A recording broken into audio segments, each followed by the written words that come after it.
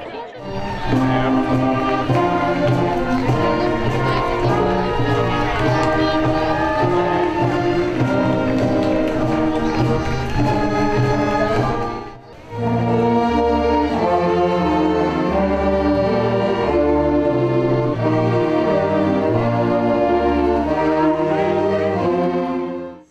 name is Margaret Sayers. I am clerk of the school committee. I'm a member of Abington Meeting. I'm already the mother of an alum, and in a couple of hours I'll be the mother of a rising senior. Before we begin, please join me in a moment of shared silence in the manner of friends.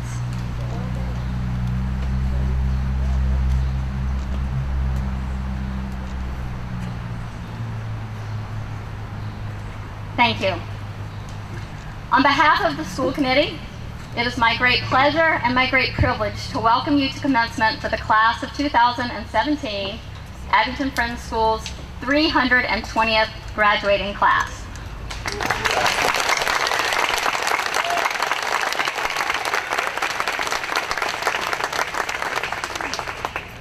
The rest of this beautiful afternoon will be all about celebrating these remarkable young men and women as they close out the AFS portion of their life's journey. And that's how it should be. But it has become my practice to use my brief time at the podium to honor the no less remarkable individuals who have supported them during this leg of their journeys. Last Sunday, before heading to baccalaureate, I was sitting in a cafe with my son when I received a text. The text read, "Could you put money in my account for gas?" Now, I do have two teenage drivers in my house, but the text did not come from one of them. In fact, it came from one of these young people. I will not name names. She knows who she is. But as I sat there considering her request, a whole bunch of thoughts were going through my mind. I was thinking, well, she's really a lovely girl. I'm sure she would have never asked if she didn't really need the money. And then I thought about all of the parents in the AFS community who would help either one of my children in a pinch, no questions asked. And that left me feeling so fortunate to be part of a community in which we all care for each other's children. By the time all those thoughts had run through my head, I had received a second text which read, "Sorry about that. That was supposed to go to my own mom," and then the student blamed Siri. However, being let off the hook for the gas money did not diminish my deep feelings of gratitude for my fellow AFS parents. What a blessing to all of us who do the very challenging work of parenting to belong to such a special group. We do not all look the same. We do not all practice the same faith. We do not all hold the same political views. But in the most essential values around education, we do share those values. We share values around education and opportunity, around diversity and inclusion, and around the care and nurture for all young people. It would be very difficult for AFS to fulfill its mission without the support of this amazing parent community. So please join me in saying a very special thank you to our parents.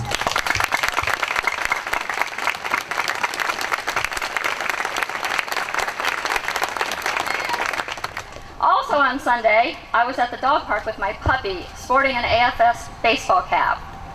A woman I had never seen approached me and asked about my connection to the school. When I told her that I am the mother of two lifers, she commented that she had become disillusioned with the local public school her daughter attended and was considering other options for her daughter. "Why should I choose AFS over another school?" she asked me. Because dog park conversations are often interrupted by puppy kerfuffles, I had to decide quickly what is the single most compelling selling point about AFS. I did not talk about the Quaker values that infuse every aspect of student life at AFS, though I could have. I did not talk about the visionary student-centered leadership of Rich Norrie, the administrative team, and the school committee, although I could have. I did not even talk about the excellent academic arts and athletics programs or the innovations in student support and experiential learning, although I could have done that as well. I didn't talk about any of those things. Here's what I did say. I know beyond a doubt that the AFS faculty is the most talented, most caring, and most committed group of educators ever assembled under one roof. Every teacher I have encountered goes to great lengths, not only to teach their students, but to know them. If a student is ready to dig deeply into a topic, the faculty will find and create enrichment opportunities.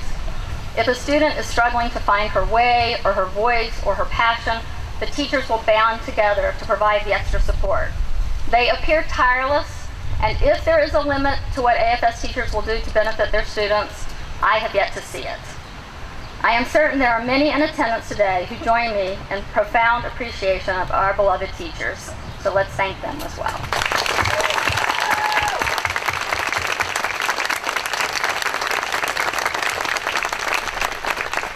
Thank you. When you're smiling, the whole world smiles with you. When you're laughing, the sun comes shining through.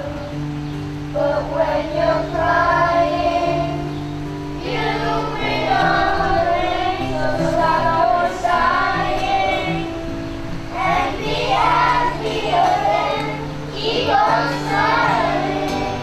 'Cause when you're smiling, the whole world smiles with you.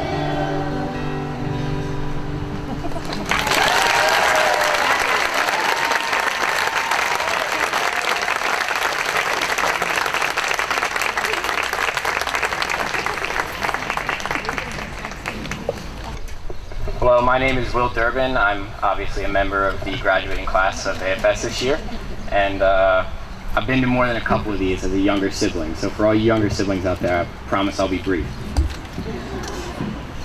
What does AFS mean to you? That was my prompt for this speech. I'm usually unable to describe AFS to people and resort to simply shrugging and smiling when they say, "You sit in silence for 45 minutes every week." But as every single one of my English teachers from grades 7 through 12 has taught me, it's far better to show than to tell. So instead of telling you how AFS makes me feel, I'm going to show you what AFS is through a couple snapshots of the day of school here. AFS is where learning how is valued much more than learning what. It's where students are taught how to be independent, free-thinking adults, inside and outside of a classroom environment. It's where you learn about serious history topics in Margaret's class while dressing up as historical figures from her extensive costume wardrobe. It's where you can engage in a philosophical debate with Andrew Bickford over the morality of eating lunch in the hallways. AFS is where students and teachers alike understand the importance of having fun. It's where the photo teacher, Donna, leads young adults on silent and pensive walks during meeting for worship, and they sometimes go through the lower school playground up and down slides. It's where Justin, a middle school math teacher, will donate his empty room to students who want to build a mini golf course in their free period. It's where a junior, Cameron Hodges, starts impromptu dance parties in the hallway on a weekly basis. AFS is where trying and striving for better is always rewarded, regardless of outcome. I know I can go into the physics room at any time and challenge Jordan to a game of 3D Connect 4. And he respects me so much that he won't ever let me win. AFS is where the boys' soccer team comes in early on a Friday morning to make pancakes and waffles, which will not be happening again because we found out it went against fire codes. AFS is where the adults in the community truly care about the students. It's where Niall checks with us to make sure we aren't swamped with other work before assigning us math problems. It's where that care extends to the entire community regardless of job title, shown by the yearbook dedication this year, given in part to two members of the staff, Eric Gravely from the athletics department and Carol Fuller, a member of the culinary team who works in the farmhouse. Although these are only a handful of specific examples involving a few people, these types of experiences are regular here. Everyone on this stage has had an impactful relationship with someone at AFS. These are just a couple examples that I've seen in my time here. For me, though, there is one story in particular that comes to mind when I think, what does AFS mean to you? The Monday after prom, I slept through my alarm and I was very late to school. It was 8:20 when I showed up and I had poetry with Mary Lynn first period. And something you need to know about Mary Lynn is that she sends us off every Friday with some advice for the weekend. Be safe, be smart, be good. I often tell her that I can really only hope to accomplish one of those three at best. But I hadn't printed out my homework, and I was late to class, so I was completely unprepared. And so I walk in, and before I even got to apologize, Mary Lynn cut me off with a smile and a good morning. At any other school, it would have been a quick detention slip and over, but instead Mary Lynn said that she could excuse the lateness because she was just happy to see me. She cared more about my well-being than about the strict discipline and rules. Fortunately, I was not late to graduation, and I'm sure I speak for all my classmates when I say I'm very excited to be here. We've all been shaped by AFS in some way, whether we were here for a year or our entire lives. And as we go forth today and leave this incredibly unique environment, it is now our responsibility not to tell, but to show the world what type of people AFS creates. Thank you.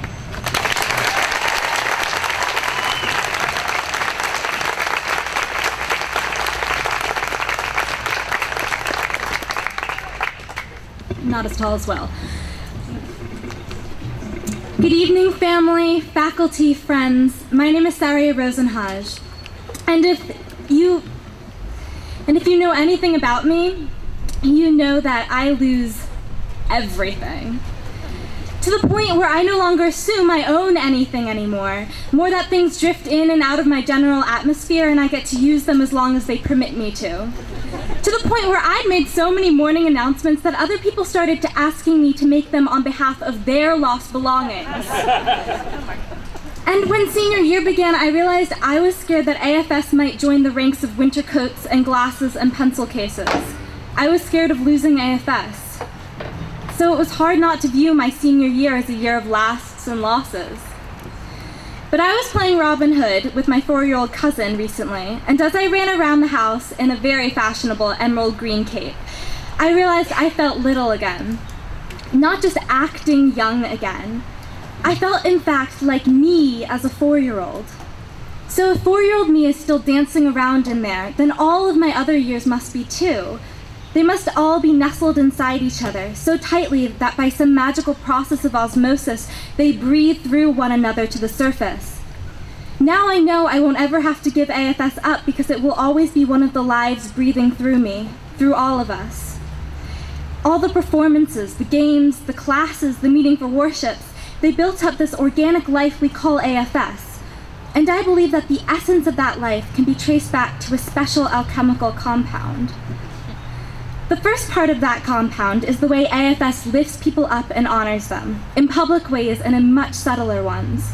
I found this as a 9th grader, marveling at how generous people were with sharing smiles with me, sharing conversation with me. I found healing in being able to go to members of the faculty at times when I was more vulnerable than I had ever been, and find that I was seen and loved by them. I found warmth in being told I had worth in this community. And this kind of uplifting is cumulative. It grows and gives us as students the momentum to build each other up. It gives us the confidence to not be ashamed of having to make consecutive announcements about losing 5 books in the first month of school. And the confidence to step out onto a stage and sing in front of hundreds of people. It's miraculous. It makes us want to do good for our community, to give a heart and soul to the academics, the stewardship, the diversity work, the theater, the athletics. And we couldn't possibly do good for our community without the second part of that compound, integrity. It is a word we are frequently brought face to face with at AFS. And it goes farther than academic integrity. The truth of the matter is that AFS teaches us an integrity of our own selves, how to be our truest selves, how not to sacrifice the little bits of our identity the world often tells us to sacrifice. Unlike many other places, I've not been asked to apologize for who I am in the AFS community, and in turn I've learned never to demand an apology from others. When we are told to assume good intent in others, I like to think of it as assuming that everybody is coming from a place of integrity, or at least going to a place of integrity. When we walk into a discussion, leaving behind the agenda to win, to change others, to fix others, we create collaborative integrity. AFS actively teaches us how to achieve a greater probity together. And it's difficult.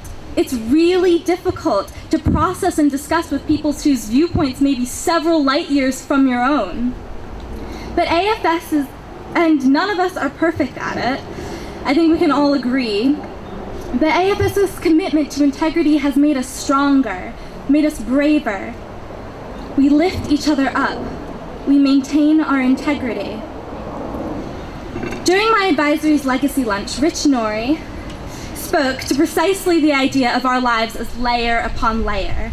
He told us about how in 6th grade, a girl asked him to be her boyfriend. He agreed, and soon after, she moved out of the country. He said that though they hadn't spoken in years, there was still this part of him, the 6th grader inside him, that wondered if they were still dating.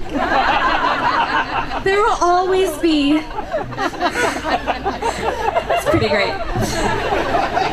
There will always be this part of me, the AFS Saria, who will be wondering as well. Part of me will always be arriving at the Moeller lobby at 3:20 for rehearsal. Part of me will always be half expecting and kind of hoping my classes will begin with a moment of silence. And when I lift people up in my life, and when I act with integrity, I will trace it directly back to AFS, to this community, to all of you. Thank you.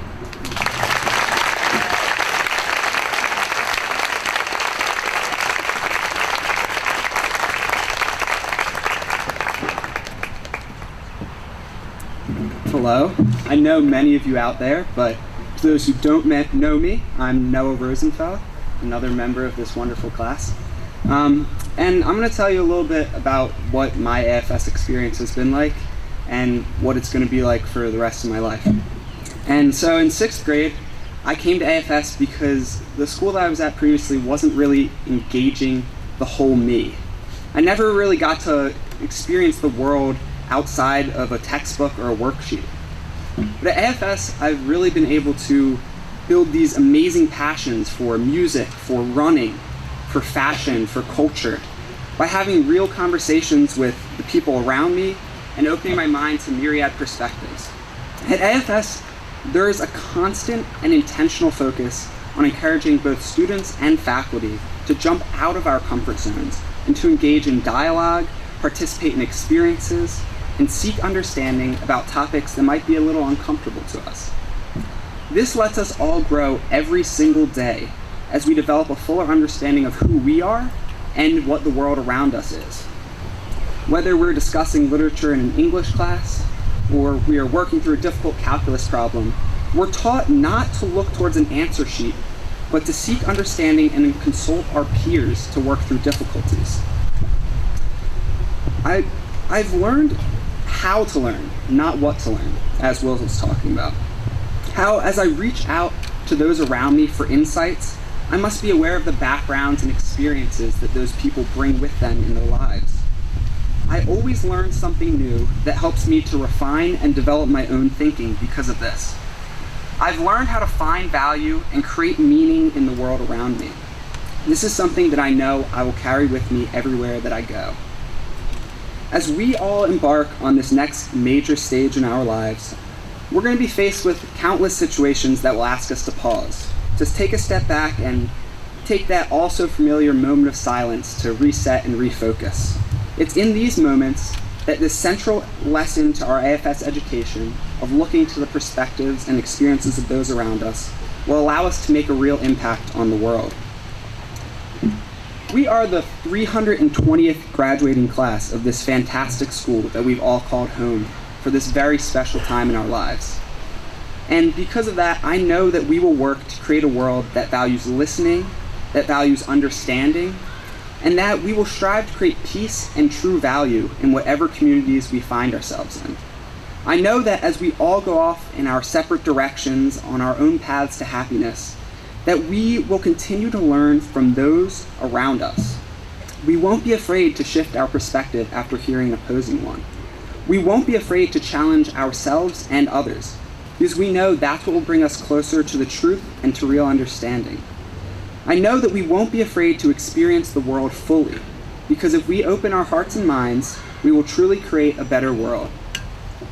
And I'm really excited to introduce a member of the AFS community who is currently doing just that with his time after AFS, questioning the status quo and creating a better world.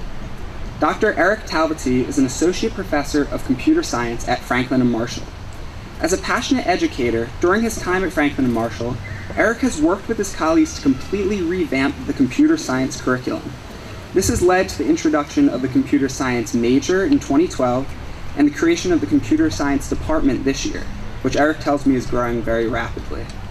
Additionally, Eric's research as a recipient of a National Science Foundation Early Career Development Grant is focused on asking the tough questions and challenging expectations about how computers can learn and predict outcomes in previously unknown situations. His work creating computer programs that can learn how to play Atari 2600 games could be influential in the future in the implementation of technologies such as self-automated cars and artificial intelligence software, allowing them to actively learn the specifics of the environment they're operating in. Eric graduated from AFS in 2000, he was sitting right over there, and he received a bachelor's degree in computer science and mathematics from Oberlin College before going on to get both his master's and his doctorate degree in computer science from the University of Michigan. Today, Eric has graciously committed both his time and his effort to be with us here on our special day as our keynote speaker for the 320th consecutive year of AFS Commencements. Please join me in giving him a very warm welcome.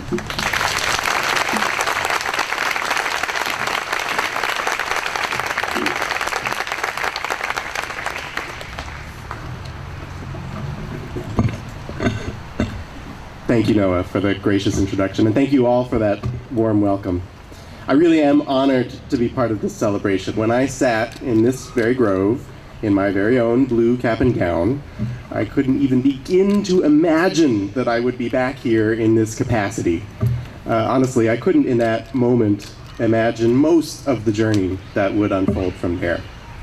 At AFS, I developed the tools I would need to shape that journey. Without the ability to carefully read and critique a complicated text, to express myself clearly and convincingly, to apply logic and systematic reasoning to a problem, to develop and test a hypothesis, to use my voice and movement and rhythm and color and composition to draw someone in and make a connection, I could not possibly do my job as a teacher and a scholar. I could not possibly live the life that I want to live. Graduates, listen, I am telling you from experience, it all matters. The hard work, the late nights, the successes, the failures in every class, in every subject, in every team or club or production, it was worth it. Okay, the details will fade. Sorry, teachers.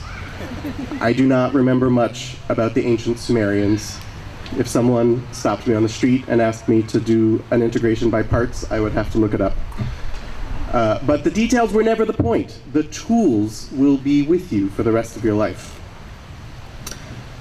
I'm a college professor, so I meet recent high school graduates with all sorts of backgrounds, and I've been thinking about what an AFS graduate brings to the world that many of my students, and frankly, some of my colleagues, have yet to really grasp. And honestly, some of the speakers before me have really done a good job of articulating it.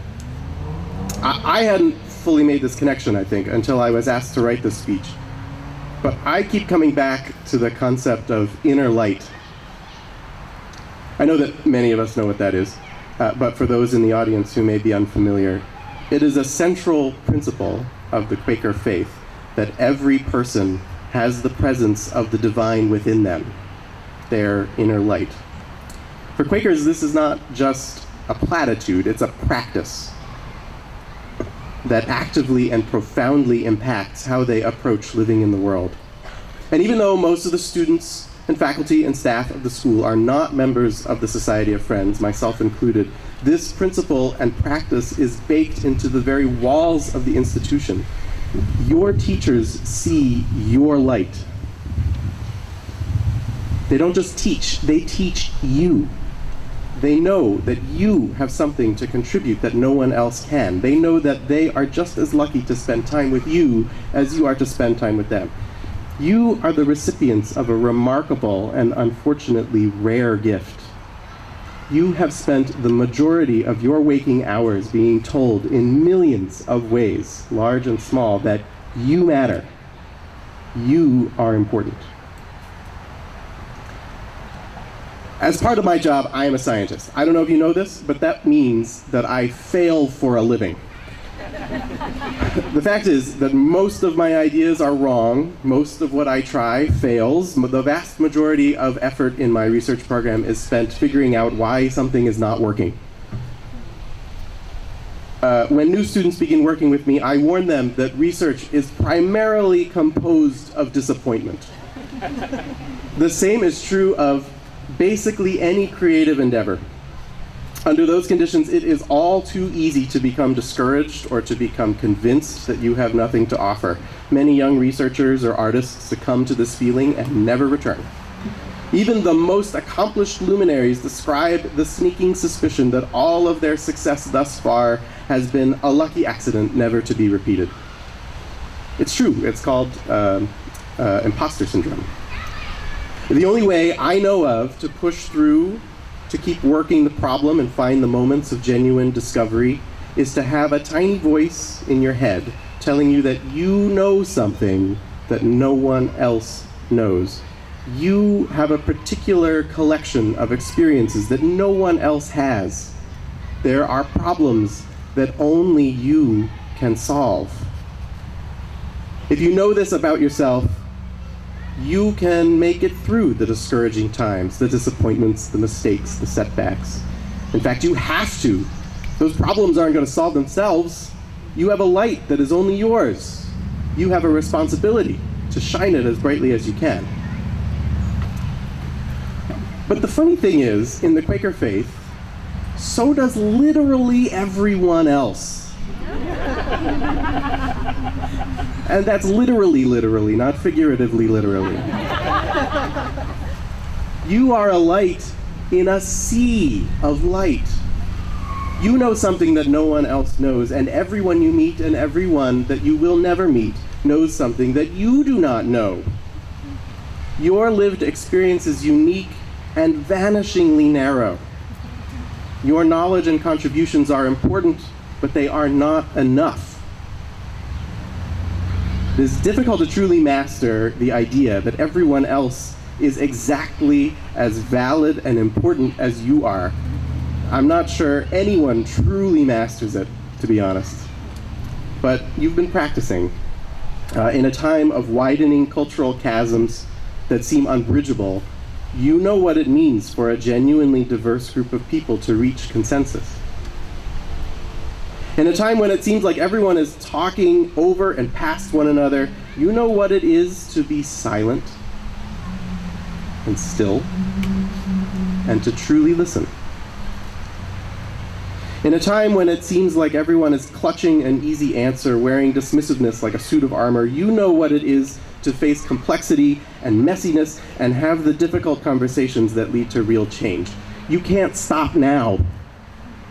If you know that everyone has a light within them, that everyone has a piece of the puzzle, you have no choice but to constantly seek out the voices you cannot hear, to constantly widen the limits of your understanding. If you can envision a vast expanse of human experience that you can barely comprehend, you have no choice but to constantly question what you think you know. If you sense a tension here, I'm right there with you.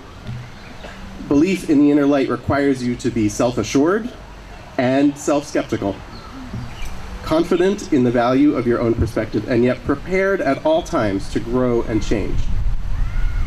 It's hard work, but you can't let the tension go slack. If you become convinced of your own completeness or of your own insignificance, you lose your way. You miss opportunities to add good to the world. Here you have been learning how to live in the tension, to let it stretch you. It seems to me that more than any academic training, is the preparation you need to make a genuine difference wherever you go. Graduates, it's a cliche because it's true. You are crossing a threshold. You are stepping out into a bigger, more complicated world. Most communities you will join are not built upon the principle of inner light. most of them will not be as intimate and connected as this one. This is a truly special place. But you will carry it with you. A set of tools for shaping your journey, a small voice that lifts you up, an example of how to practice the conviction that everyone matters. I hope that you go forward proud of what you have achieved, grateful for the gifts you have received, and excited for your next adventure. It's time to take your light into the world and use it to help everyone around you shine all the brighter. Congratulations, class of 2017.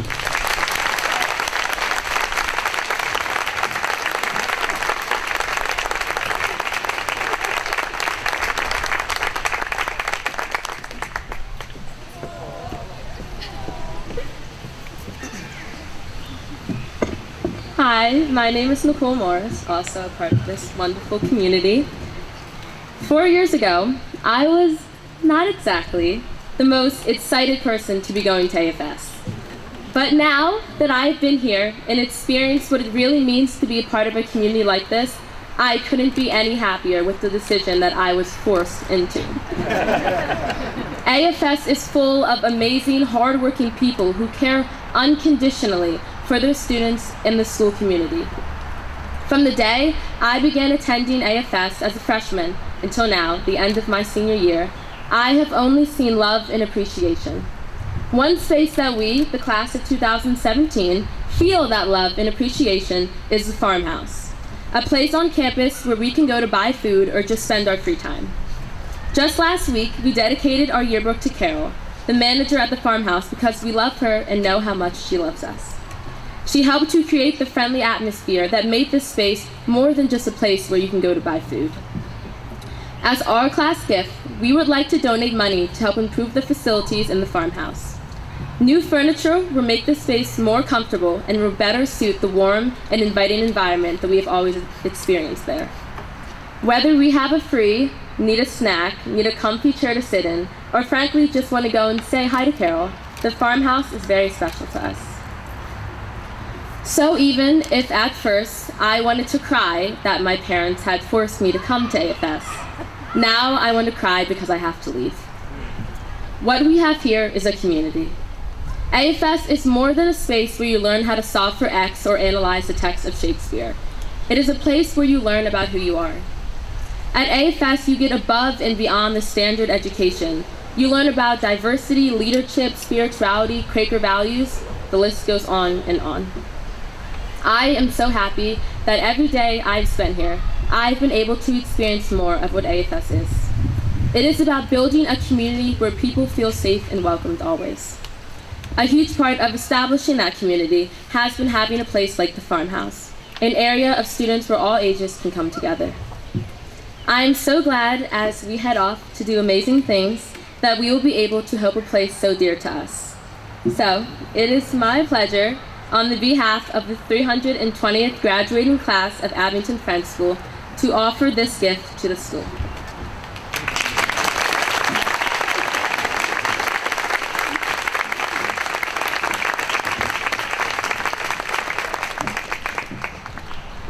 Graduating class, thank you so much for this wonderful and incredibly useful and necessary gift.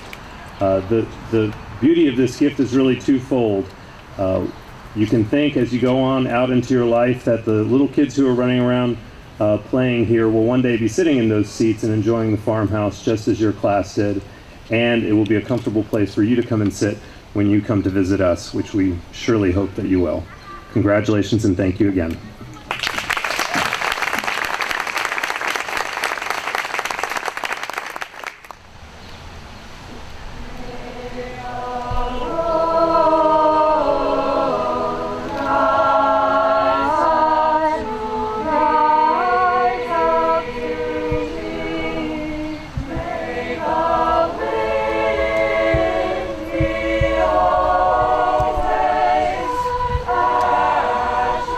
Oh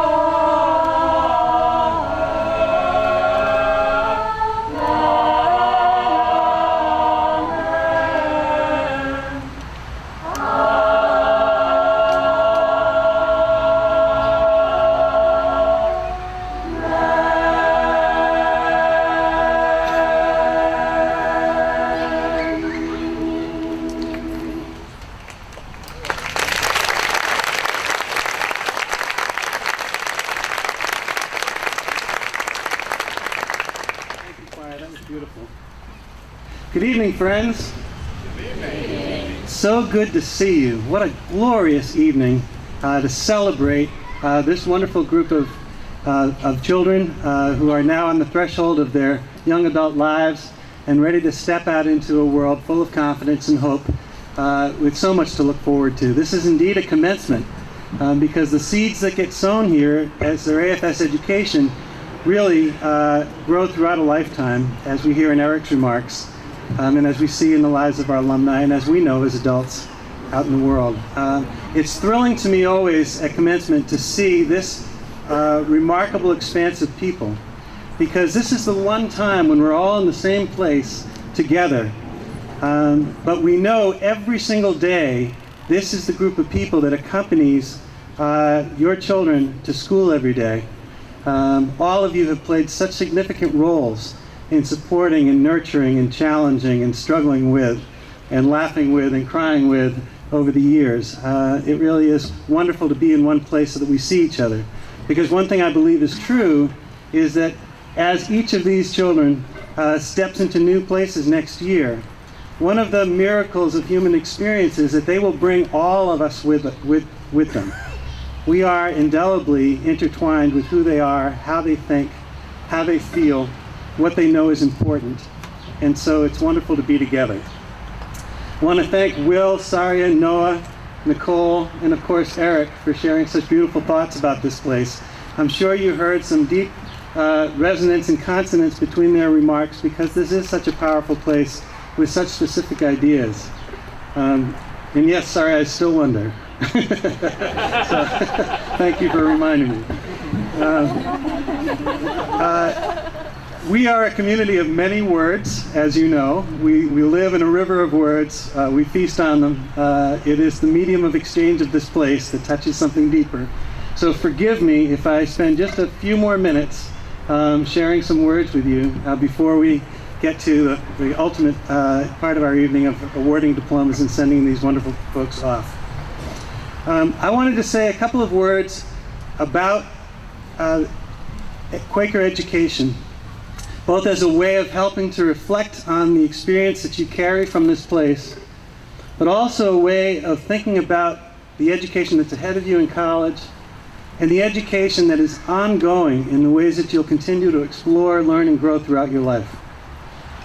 A couple of years ago, I read a pamphlet from 1969 called Why a Friends School. It was written by Doug Heath, who passed away a couple of years ago, but was a long-time professor of psychology at Haverford College, and as they say in Quaker circles, a heavyweight Quake. He wrote many beautiful and profound things about Quaker education. I think this was his first pamphlet, though, from Pendle Hill, called Why a Friends School. And what inspired him to write it was that he was noticing trends in education through the 50s and 60s that to him pointed to a narrowing of the purpose of education, a narrowing idea of who we are as human beings, and a culture that was continuing to narrow and hem in the magnificent potential that we believe human beings carry with them. Here are some of the things that he was concerned about. He was worried that schools were shifting from a full and generous idea of human excellence to intellectual excellence alone. For centuries, Quaker education and classical education in general have really been about enlarging the human spirit, of helping us to become better people by growing us into the larger discourse of human learning, wondering and mysteries about who we are and why we're here, about being connected to the large discourses of literature and history, of knowing the world through science and mathematics as well. But that idea of human excellence has always have been the goal of education, to a narrowing of intellectual excellence alone worried him. He saw a narrowing focus on science and technology, which, while he acknowledged how important they were, he knew that the humanizing elements of the humanities, the drawing into ethics and values and how to see each other more clearly, as been talked about so much this afternoon, was at risk. He worried, and this one strikes me as particularly important, he worried about the homogenization in our culture through mass media of representing only a few ways of lifting up what a life well led looks like and what a so-called normal life might be. When looking at the full panorama of human existence across the world and the ways in which many people live many, many different ways of lives of dignity and respect and goodness and contribution, he worried that we were collapsing in sitcom representations of who we are as human beings. And finally, he worried about the secularization of our larger culture, our inability, as we moved away from the language and vocabulary of religion and spirituality, that we were being cut off from some of the deeper language of inner life, of spirit, of the larger landscape of our lives that religion and spirituality allow us to talk about. And what I love about his writing is the way that he invites this fierce advocacy for the bigger version. Not the reduced, not the diminished, not the dehumanized, but this large, lively, capacious, generous place to think about who we can become in our education. So there are two pieces of scripture I want to share with you very briefly that speak to this wideness that I hope will carry you into how you take on your college life and life after that. The first is from Ecclesiastes, and for those of us who are from my generation, you'll recognize the Birds tune, turn, turn, turn. But that comes from the thousands-year-old text from Ecclesiastes, and I'm going to read to you very briefly. For everything there is a season and a time for every purpose under heaven. A time to be born and a time to die, a time to plant and a time to pluck up that which is planted, a time to kill, a time to heal, a time to break down and a time to build up, a time to weep and a time to laugh, a time to mourn and a time to dance, a time to cast away stones and a time to gather stones together, a time to embrace and a time to refrain from embracing, a time to seek and a time to lose, a time to keep and a time to cast away, a time to rend and a time to sow, a time to keep silence and a time to speak, a time to love and a time to hate, a time for war and a time for peace. Your life is meant to be a rich and varied tapestry of many colors and textures, and to wish it to only be a few of those things is to miss out on being fully human. Just as we observe the seasons and the place of each one and the way each one prepares the way for the next, so our lives contain the full range of experiences, and there is a place for each one. Hard times and failures don't define us, but are part of the journey of a life well lived. Peak moments encourage us and give us direction, but they fade away after time. In moments of discouragement and mourning, focus on growing, finding others, and looking deep within yourself. At times of peace and bounty, open yourselves to humility and thanksgiving. And always know that wherever you are in that vast spectrum of experiences, there is always hope, and there is always a way forward. Final thought I want to share with you is, while your life will be this broad tapestry of many threads, you are also at the same time just a thread in a much larger tapestry. And so, as I've shared, I know at another time this year, the words of Paul, the epistle writer, who wrote that all of humanity is one body made of many parts. And you are one part in that large body. And I love the way that he talks about the eye does not say to the hand, I do not need you. Nor does the heart say to the foot, I do not need you. What's important is for you to find the part that you're meant to play. There isn't just one part to play. I marvel in this time of political activism that everybody's supposed to be an activist, and you have to name your team and post the right things on Facebook and advocate loudly for your position. When we know that not everybody is an activist. There are poets, there are caregivers, there are people of humor, there are writers, there are musicians. There is every role to be played, and the peaceful fullness of human life that we've been talking about today relies on that full range of roles. And so I congratulate you. I'm so proud of you. We're all looking at you with love and hope and encouragement for the spirit that you've brought to our lives and that we know you bring forward with you. And so congratulations, class of 2017, and thank you for all you've done for AFS.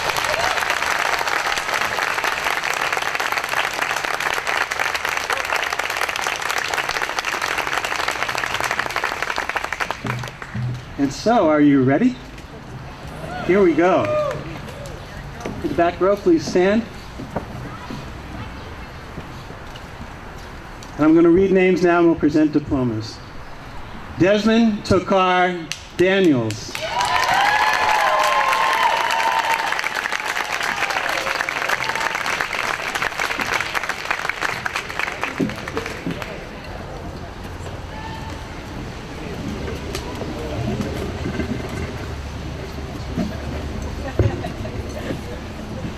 Mia Jinpei Panzik.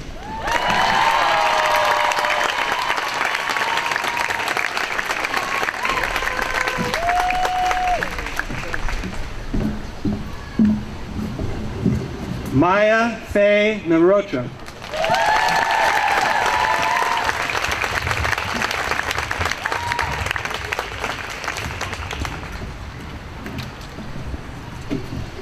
James Frederick Green.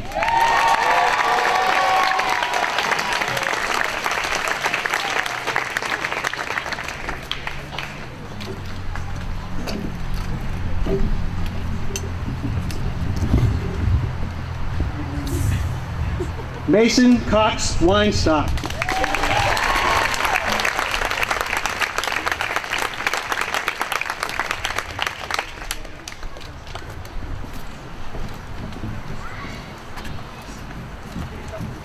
Jesse Page Lazarus.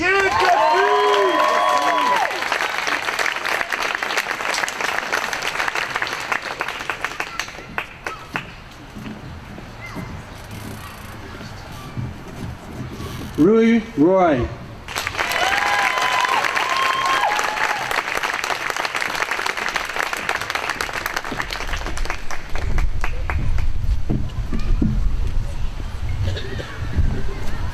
Douglas A. Watford.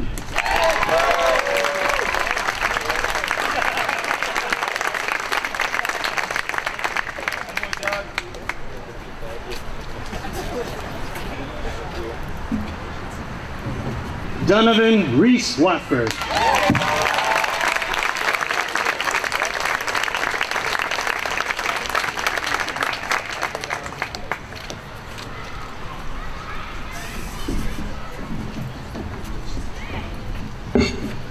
Mia Patricia Lewis.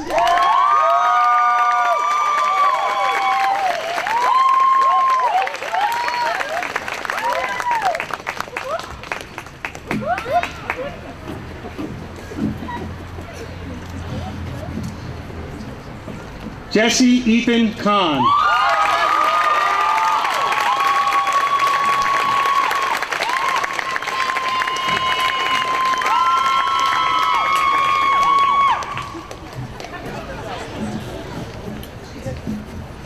Kevin Jew.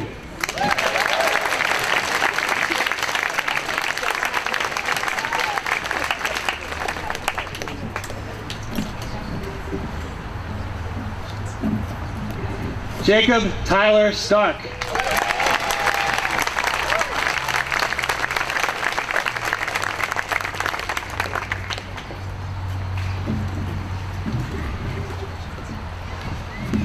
Rebecca Jill Macy.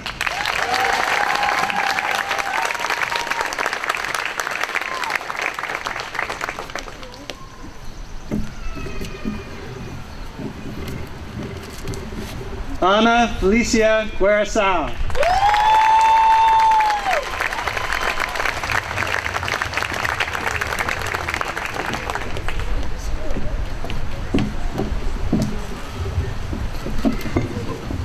Andrew Michael Sage.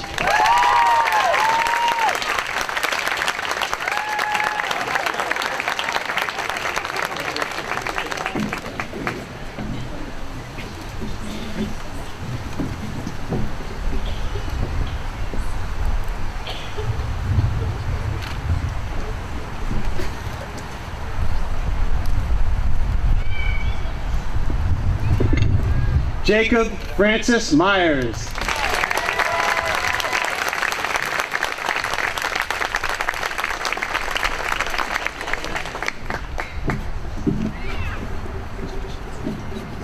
Louis Kamen Black.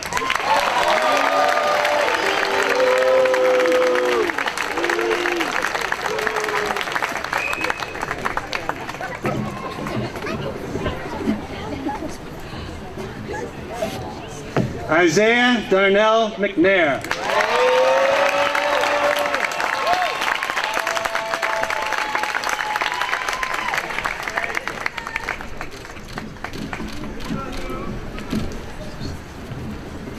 Khadijah Faith Hickson.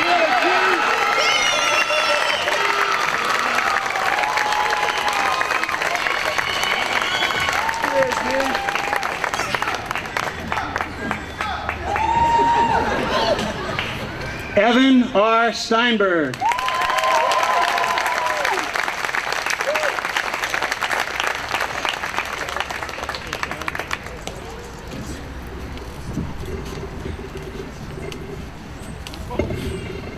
Junfu Chen.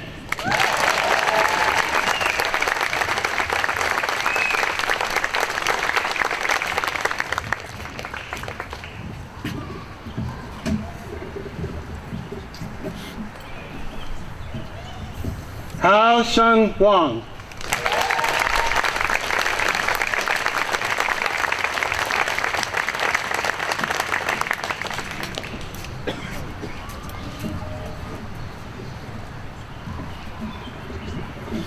Nicole Annette Morris.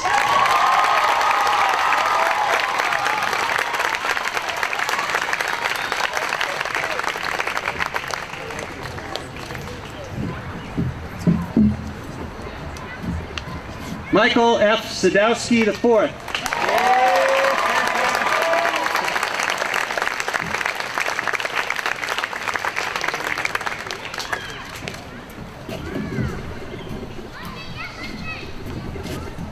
Xiaolin Qi.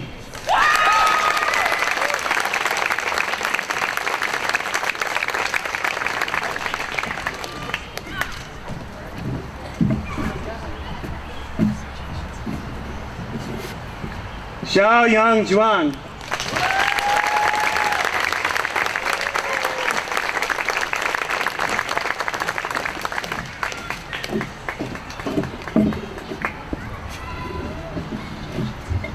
Jillian Mallory Ray.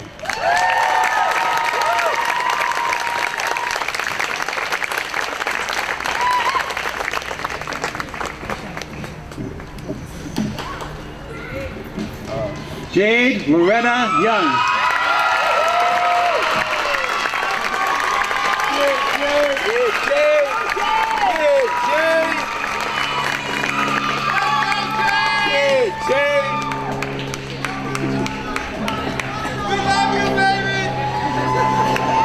Dariusz Sosnowski.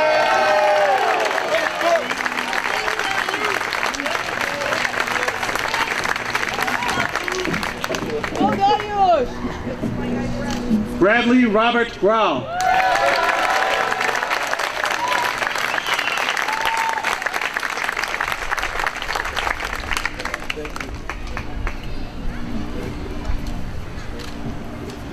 Anna Grace Nicolaius.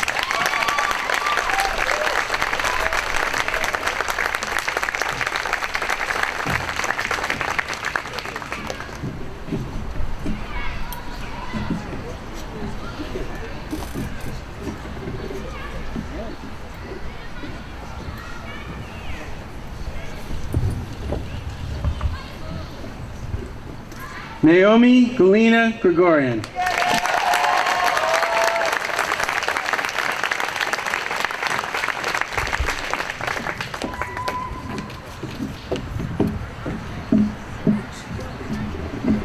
Gabrielle Elizabeth Ford.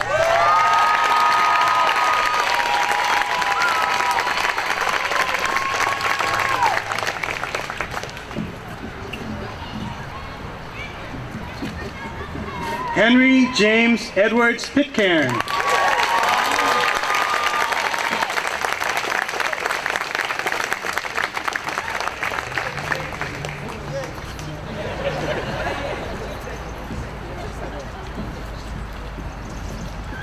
Jared Morale Smith.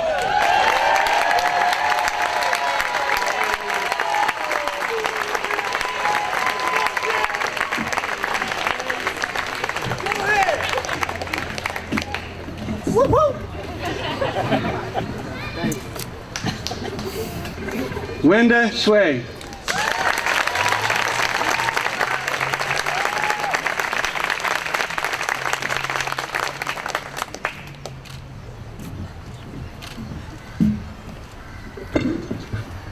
Benjamin Max Schuster.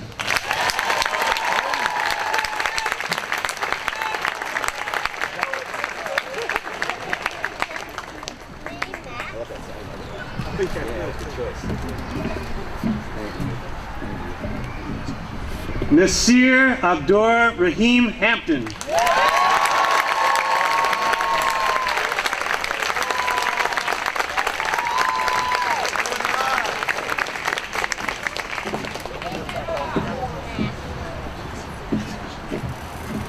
Noah Brooke Rosenfeld.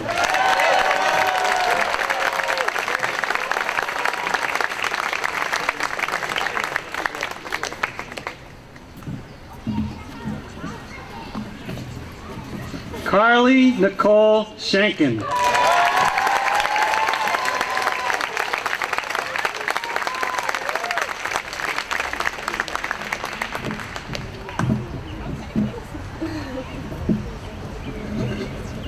Noah Ryan Shepetinsky.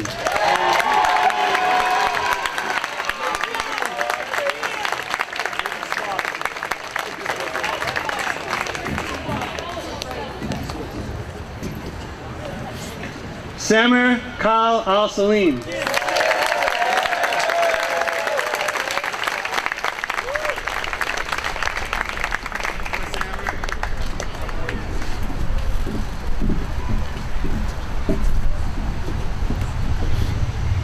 Yukiao Shui.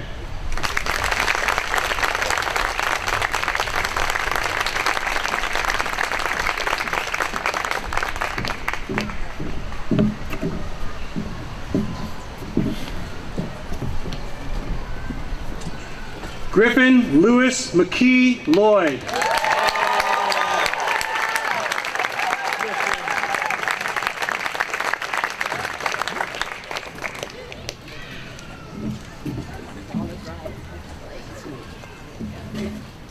Emma Charlotte Giddings.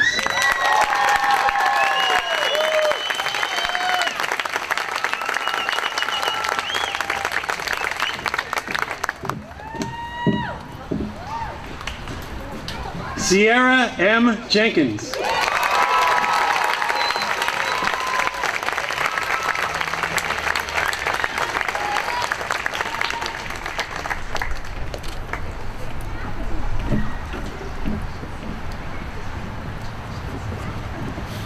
Annika Moreau Gartner.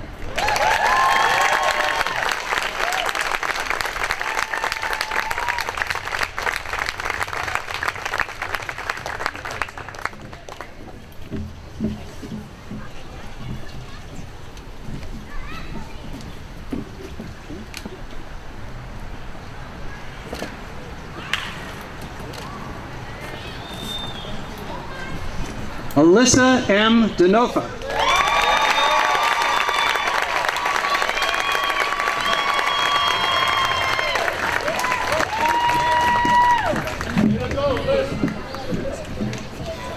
Alexandra Elizabeth Slater.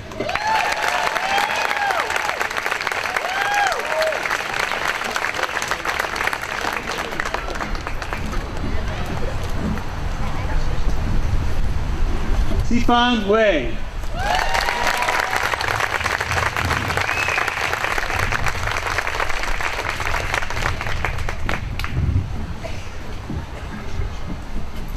Ryan Anthony Romano.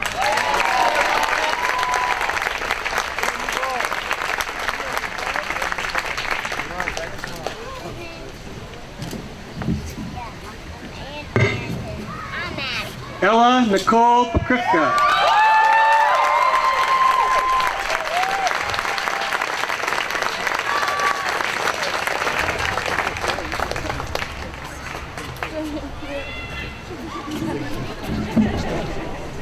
Thank you so much. Jordan Brooke Smeltzer.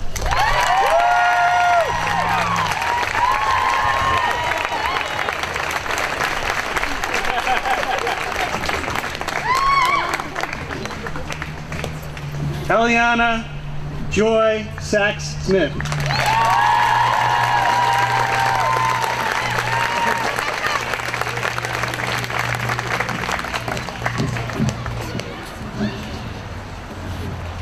Jack Castle Levy.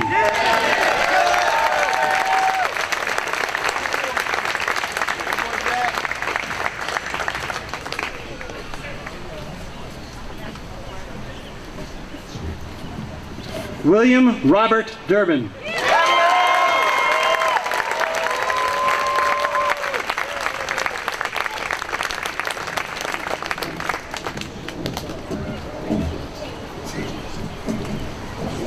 Saria Ruth Rosenhage.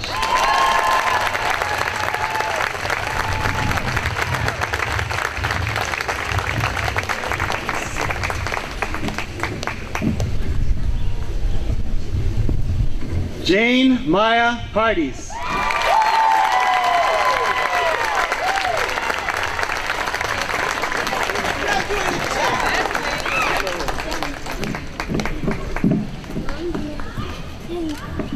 Kara Brownlee.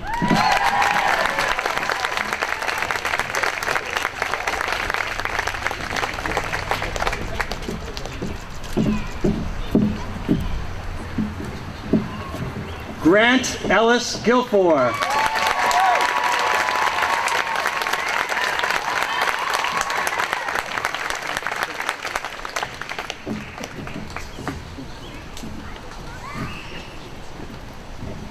Enwei Chang.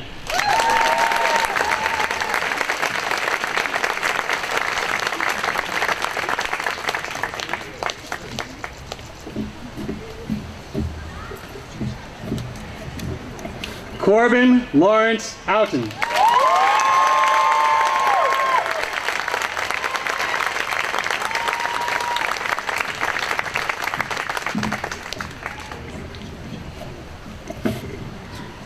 Avery Madison Webster.